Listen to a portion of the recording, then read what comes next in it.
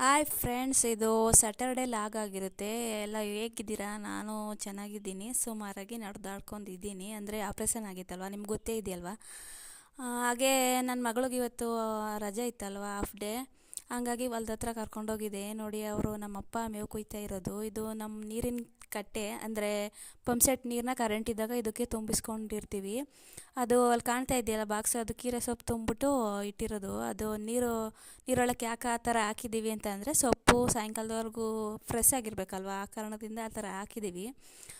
ಇಲ್ಲಿ ನೋಡಿ ಕುಯ್ತಾ ಇದ್ದಾರೆ. ಇದು ಕೀರೆ ಸೊಪ್ಪು ಇನ್ನೂ ಸ್ವಲ್ಪ ದೊಡ್ಡದು ಬೆಳಿಬೇಕಿತ್ತು ಅಂತಂದರೆ ಬೆಳೀಕ್ಕೆ ಬಿಟ್ಟರೆ ಅದು ಜಾಸ್ತಿ ಒಡೆ ಬಂದ್ಬಿಡುತ್ತೆ. ಈ ಕಾಲದಲ್ಲಿ ಹಂಗೆ ಅಂತೆ, ಬೆಳೀಕೋ ಮೊದಲು ಆಲೆ ಒಡೆ ಕಟ್ಕೊತೈತೆ ಸೊಪ್ಪು, ಆದ್ದರಿಂದ ಆಲೆ ಕುಯ್ತಾ ಇದ್ದಾರೆ.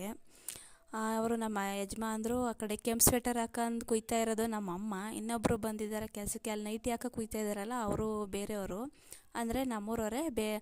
ಕೆಲಸಕ್ಕೆ ಅಂತ ಕರ್ಕೊಂಡಿದ್ದೀವಿ. ಅವ್ರಿಗೆ ಮಧ್ಯಾಹ್ನ 2 ಗಂಟೆಯಿಂದ ಸಾಯಂಕಾಲ 6 ಗಂಟೆವರೆಗೂ ಬಂದರೆ ಅವ್ರಿಗೆ 100 ರೂಪಾಯಿ ಕೊಡಬೇಕು. ನೋಡಿ, ಇವಳು ನನ್ನ ಮಗಳು ಸೊಪ್ಪನ್ನ ತಗೊಂಡೋಗಿ ತುಂಬ್ತಾ ಇದ್ದಾಳೆ ಬಾಕ್ಸ್ಗೆ. ಲೆಕ್ಕ ಹಾಕಿ ನಾನು ಮಾಡ್ತೀನಿ ಅಂತ ಬತ್ತಾಳೆ. ಯಾವ ಕೆಲಸನಾದ್ರು ಸರಿ ನಾನು ಮಾಡ್ತೀನಿ ಅಂತ ಬತ್ತಾಳೆ.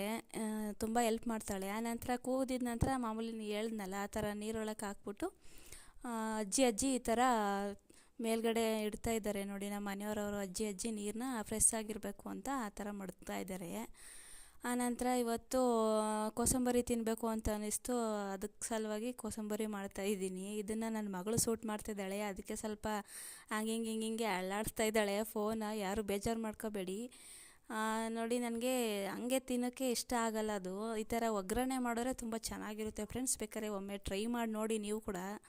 ತುಂಬಾ ರುಚಿಯಾಗಿರುತ್ತೆ, ತುಂಬ ಟೇಸ್ಟಿಯಾಗಿರುತ್ತೆ. ಬೇಕಾದ್ರೆ ಒಂದು ಸಲ ಟ್ರೈ ಮಾಡಿ. ಈ ವಿಡಿಯೋ ಇಷ್ಟ ಆದರೆ ದಯವಿಟ್ಟು ಲೈಕ್ ಮಾಡಿ, ಶೇರ್ ಮಾಡಿ, ಹಾಗೆ ಕಾಮೆಂಟ್ ಕೂಡ ಮಾಡಿ. Please watching, please support. Thank you so much friends.